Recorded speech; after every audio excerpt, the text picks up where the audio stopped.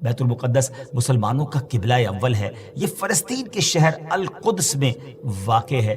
بعض نے اس شہر کو بھی بیت المقدس کہا ہے۔ اس میں کوئی شک نہیں کہ بیت المقدس یہودیوں، عیسائیوں اور مسلمانوں تینوں کے ریلیجن کے لیے مقدس مقام کی حیثیت رکھتا ہے۔ حکیم الامت مفتی احمد یار خان نعیمی رحمۃ اللہ تعالی لکھتے ہیں کہ چونکہ اس زمین میں حضرات انبیاء کے مزارات بہت ہیں، اس لیے اسے قدس کہا جاتا ہے۔ حضرت سیدنا سلیمان علیہ نبینا علیہ الصلوۃ والسلام کا مزار مبارک اور عالم اسلام کی مشہور و معروف مسجد اقصی بھی اسی شہر میں واقع ہے۔ رہی یہ بات کہ اس کا سنگ بنیاد کب رکھا گیا، کعبہ معظمہ کی بنیاد ڈالنے کے 40 سال بعد سیدنا آدم علیہ نبینا علیہ الصلوۃ والسلام یا ان کی اولاد میں سے کسی نے اس کی بنیاد ڈالی۔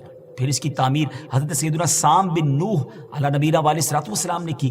پھر ایک عرصے کے بعد حضرت سیدنا داؤد علیہ نبینا علیہ الصلوۃ والسلام نے بیت المقدس کی بنیاد اسی مقام پر رکھی، جہاں حضرت سیدنا موسیٰ علیہ نبینا علیہ الصلوۃ والسلام کا خیمہ نصب کیا گیا تھا۔ اس عمارت کے پورا ہونے سے قبل حضرت سیدنا داؤد علیہ نبینا علیہ الصلوۃ والسلام کی دنیا سے وفات کا وقت قریب آ گیا، تو اب آپ نے اپنے بیٹے حضرت سیدنا سلیمان علیہ نبینا علیہ الصلوۃ والسلام کو اس کو مکمل کرنے کی وصیت فرمائی۔ حضرت سلیمان علیہ نبینا علیہ الصلوۃ والسلام نے انسانوں سے نہیں بلکہ جنوں کی ایک جماعت سے اس کام کو کروانا شروع کیا۔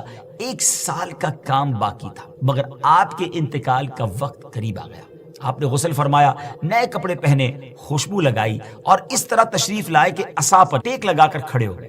ملک الموت حضرت اسرائیل علیہ الصلوۃ والسلام نے آپ کی روح اسی حالت میں، اسی عالم میں قبض کر لی۔ جب حضرت سلیمان علیہ الصلوۃ والسلام حیات تھے تو جنات کو رات کی رخصت بھی مل جاتی تھی، وہ دن میں کام کرتے تھے، حضرت سلیمان علیہ الصلوۃ والسلام بھی آرام کرنے چلے جاتے تھے، مگر آپ چونکہ اب کھڑے ہی تھے تو اب جنات کو دن رات راؤنڈ دا کلاک کام کرنا پڑ گیا۔ جیسے اس کی تعمیر کا وقت پورا ہونے لگا تو اللہ کی شان دیکھیں کہ آپ کے اس عصا کو، اس لکڑی کو دیمک نے کھایا اور آپ کا جسم زمین پر تشریف لایا۔ پھر لوگوں کو بھی پتہ چلا اور جنات کو بھی پتہ چلا کہ حضرت سلیمان علیہ الصلوۃ والسلام دنیا سے جا چکے ہیں۔ اس کی تعمیر کی تکمیل چونکہ حضرت سلیمان علیہ الصلوۃ والسلام کے زیر نگرانی ہونی تھی، اس لیے اس عمارت کو ہیکل سلیمانی بھی کہا جاتا ہے۔ حضرت سیدنا آدم علیہ الصلوۃ والسلام سے لے کر حضرت سیدنا موسیٰ علیہ نبینا علیہ الصلوۃ والسلام تک کعبہ یعنی بیت اللہ شریف ہی کعبہ رہا۔ پھر حضرت سیدنا موسیٰ علیہ نبینا علیہ الصلوۃ والسلام سے لے کر حضرت سیدنا عیسیٰ علیہ الصلوۃ والسلام تک بیت المقدس قبلہ رہا۔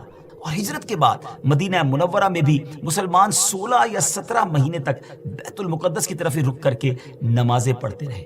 ہجرت کے 1 سال 5.5 مہینے کے بعد 15ویں رجب پیر کے دن مسجد بنی سلمہ میں نماز ظہر کے درمیان قبلے کی تبدیلی ہوئی اور اللہ پاک نے پیارے آقا علیہ الصلوۃ والسلام کی خواہش کے مطابق مسلمانوں کا جو کعبہ ہے، قبلہ ہے، وہ کعبہ کو فرما دیا اور اب مسلمان کعبے کی طرف رک کر کے نماز ادا کرنے لگے۔ اس مقام پر آج بھی مسجد قبلتین قائم ہے۔